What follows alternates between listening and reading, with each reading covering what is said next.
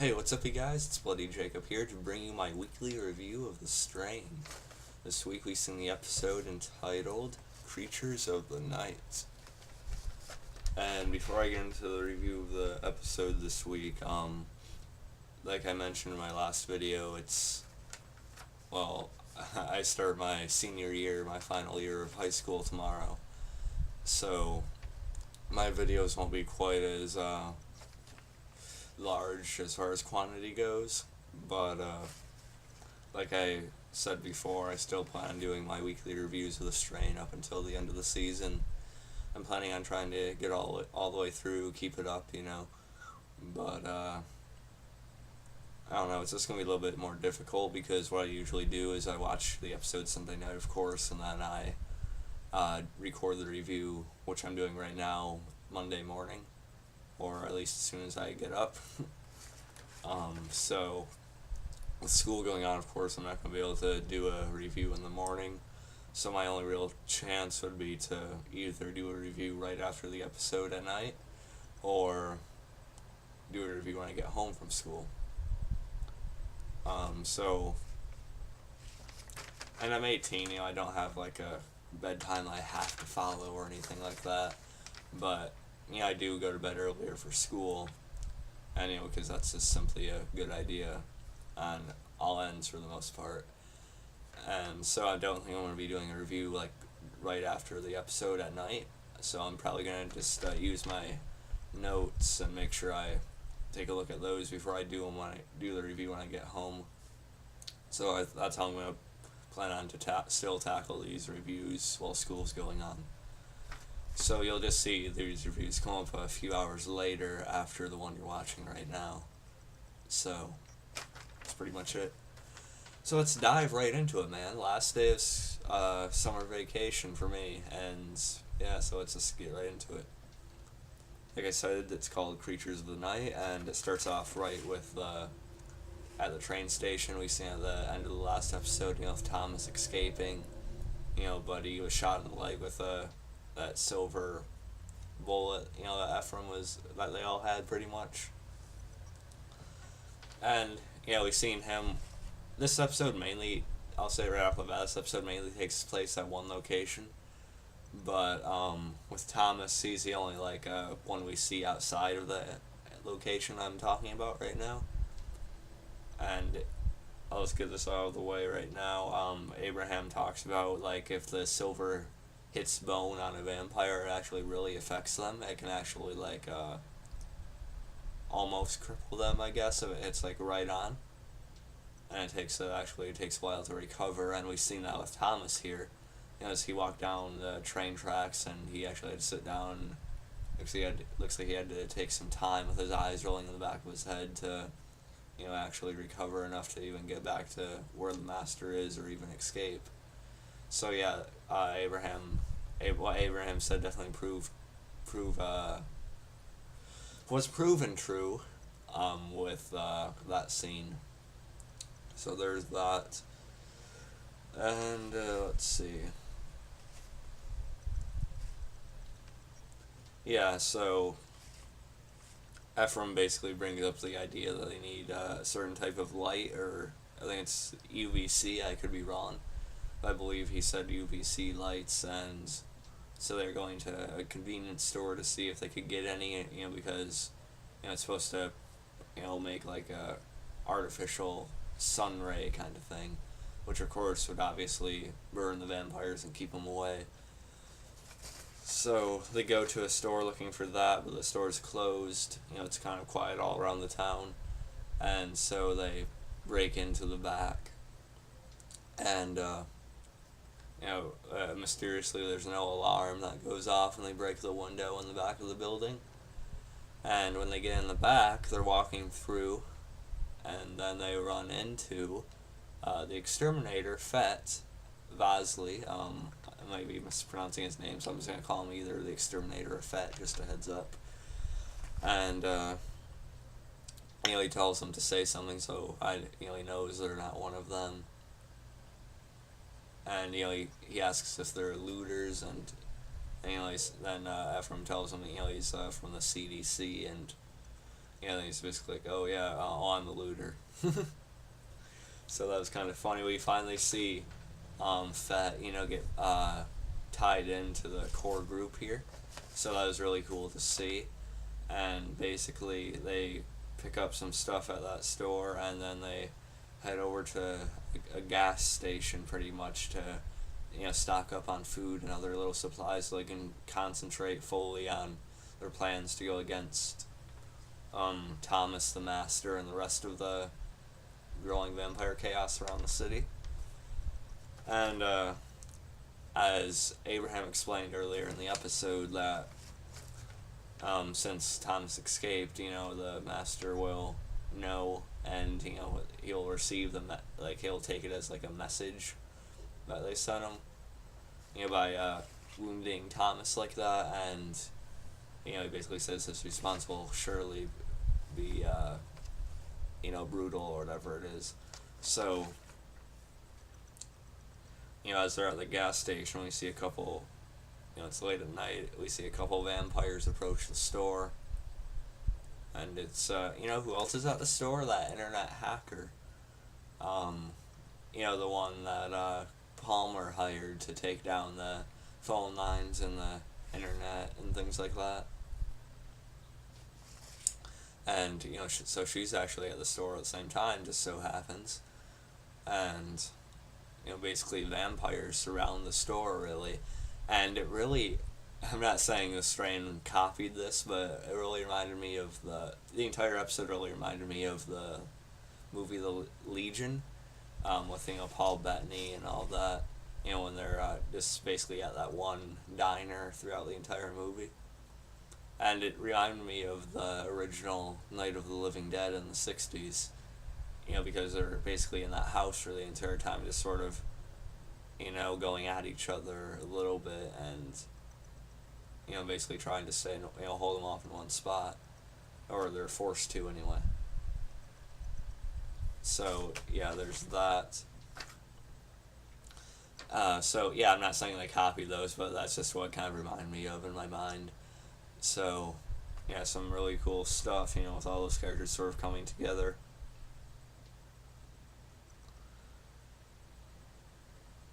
And, of course we see Abraham and Fett, are talking about the tunnels and how, the way they move and the way they react to certain things is sort of like rats. Let's see.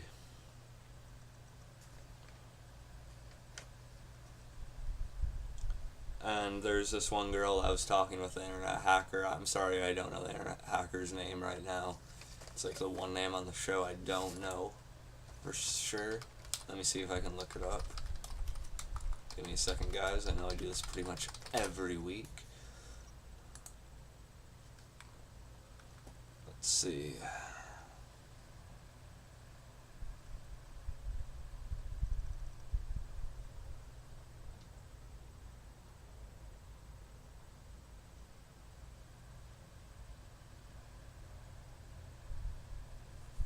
Just give me a second, guys. I'm trying to see if I can see your name on the cast list.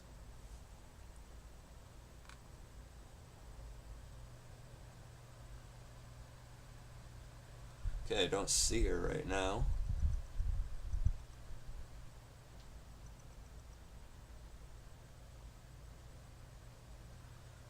Okay, I don't see her right now, but who I'm talking about when I say the internet hacker. She's blonde, sort of, has a slight goth look to her, which I dig. But anyway, let's get back to the show here. So they get to the store and they actually have the UVC lights, and you see Jim use it to hold off a couple vampires, so it actually works. And but at the same time, a vampire, I almost said a walker, because they kind of move like walkers, except they are a little bit faster. Oh yeah, and that's something else Abraham started explaining in the episode, that vampires, they get vampires in the show, they get like a little bit more agile and stronger the older they are, which of course is kind of a natural thing if you've seen vampire shows or read vampire literature before. You kind of already know that's kind of how it goes. But he also explains that Thomas is one of the chosen the master has picked to personally receive more power than the others. So they actually have like a type of council or almost like an order of power. So that's kind of interesting to think about. It could lead to some interesting stuff, I'm sure. So like I said, we see Jim, he holds off a couple vampires outside the store with the UVC lights, and one of the vampires almost gets him on the neck with a ton, but he barely avoids it.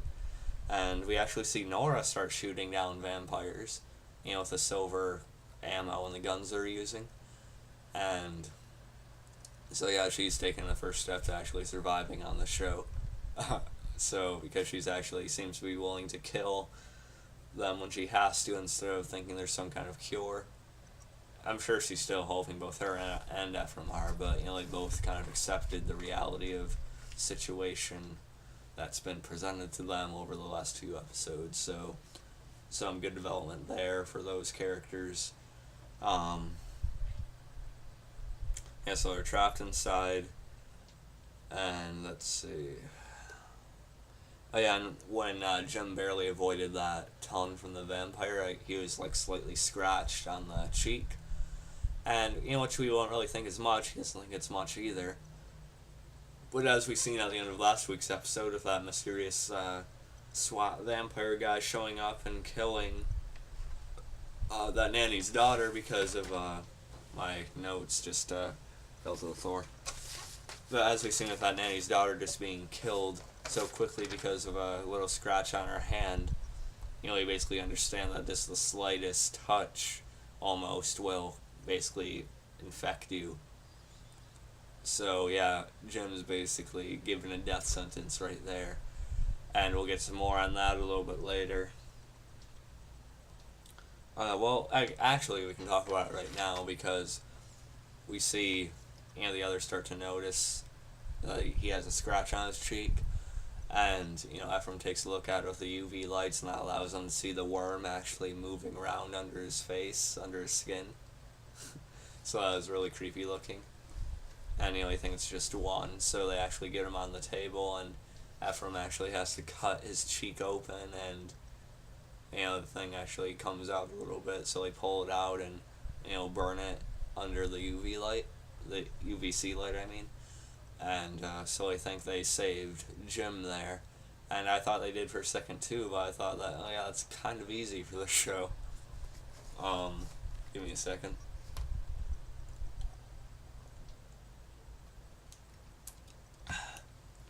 Anyway. But yeah, it's way too easy for the show, and we basically see a little bit later, Ephraim takes a look at the Jim's back, and we see with the UVC lights, we see all these worms just moving around in different directions all inside his body. So yeah, there's really no way Ephraim can pull off 1,000 miracles like the one he did on his face. So yeah, Jim's basically dead. Now the only debate they have is over whether they try and get out of the store and they try to get him to a hospital so they can have better technology to try to save him. But in all honesty, he'd probably just turn out like Redfern, the pilot, did in a few episodes ago, right at the beginning of the season. So Abraham's trying to argue that the best thing he could do for him is to put him down and, release him. And Fat, the exterminator basically agrees with Abraham, and Ephraim's trying to explain, he gets really upset, that's his friend, he just can't shoot him or, kill him or anything like that. And so, yeah, we really see that Ephraim really still does care about Jim even after, finding out he had let the coffin through the security, back in the first episode. So, I understand where Ephraim's coming from, but Abraham pulls out the nail gun or the gun he had, with the silver, and he's gonna shoot Jim, but Ephraim stops him. But right as Ephraim stops Abraham, Fett pulls the gun out of his Ephraim's gun out of his pocket, and he just shoots Jim right in the head with the silver gun, and he just shoots him a couple more times to ensure it, I guess, which of course is the smart thing to do. But So yeah, that was pretty shocking. You know what? Once we realized Jim was infected, we basically knew he was gonna die within the episode. But I sort of thought he'd like try to hold off the other vampires and let that so they could escape or something. I was kind of expecting like some kind of sacrificial thing like that. But to just see Fett pull the gun out of Ephraim's pocket and just yeah, yeah, that really fits in with Fett's character, but it still is pretty like that's kind of the face he would have while watching that scene. And it cuts to a commercial at a very bad time after that happens because we see it like a great emotional scene with Nora and Ephraim after Jim is just shot dead like that, which of course was the right thing to do in this world now, as we've seen with the vampires SWAT, whoever they are, last week. I haven't read the books, so don't get mad at me for not knowing that character yet. But who seems really interesting, by the way.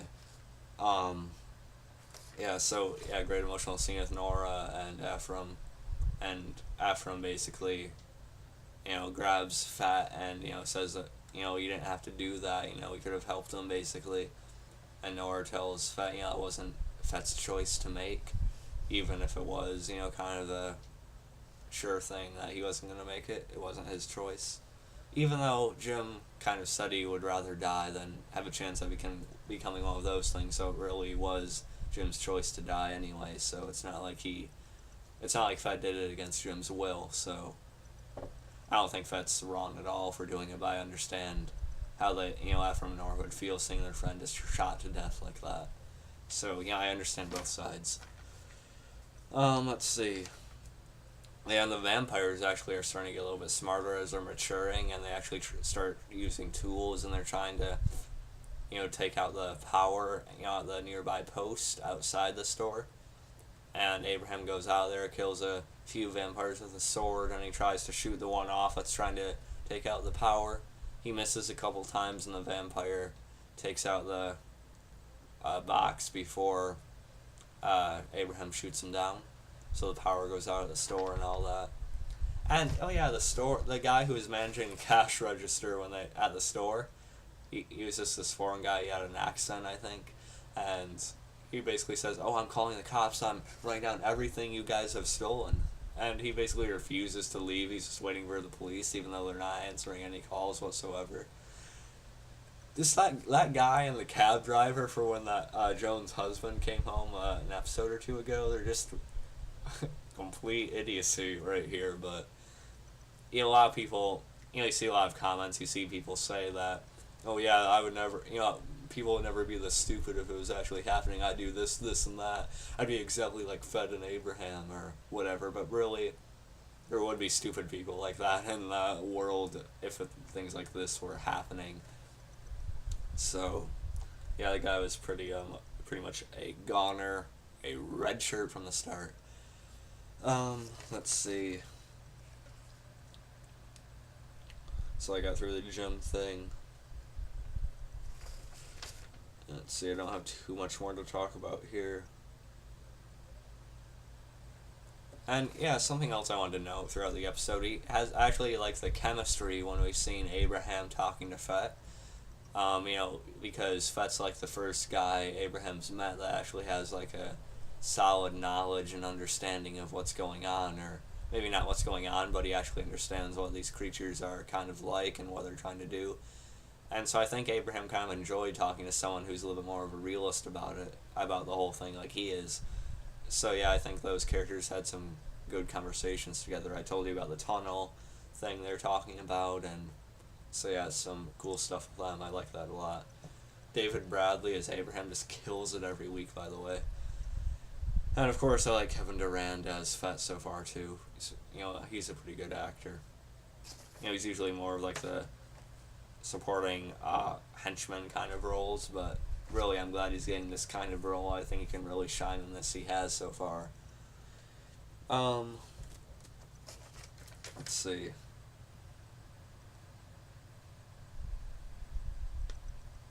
And we basically see another guy who is there. He has like a truck or something outside, and he tries to run for it. And the girl that was with the internet hacker, she runs for it, and she actually escapes. This girl that was with the internet hacker escapes. She just runs, the vampires don't chase after her or anything. They just kind of look at her and they basically let her go. When she gets so far away, they're not going to follow her. We basically find out from Abraham that the master actually sees through the eyes of all these vampires, and it has a plan to. The vampires actually think they're waiting for reinforcements before they actually try to break into the store and things like that. For more of them to show up. And Ephraim's kind of debating against the master actually being able to see and control things through the other vampire's eyes. He's still thinking of it as like a really deep disease or something like that. But really, it's probably true that the master can see through each vampire. So yeah, that kind of makes sense with this world, and so that's pretty cool to think about. Scary, but cool to think about nonetheless. So there's that. I want to mention that. And so yeah, I was saying there was that trucker. He also tried to make a break for it, but the vampires, they closed it in on him too fast since the truck was right in the parking lot and not like a huge distance away. So the vampires kill him, and eventually they make a break for. I'm a little bit out of order here, but eventually our core group makes a break for it. Internet Hacker Girl included. When they use the UVC lights to sort of hold off the vampires as they're shooting them down with the silver guns. And, they all get in the back of the truck. Ephraim sees the trucker, he's trying to slowly turn into a vampire. He sort of looks up at Ephraim as Ephraim's trying to get the keys from him.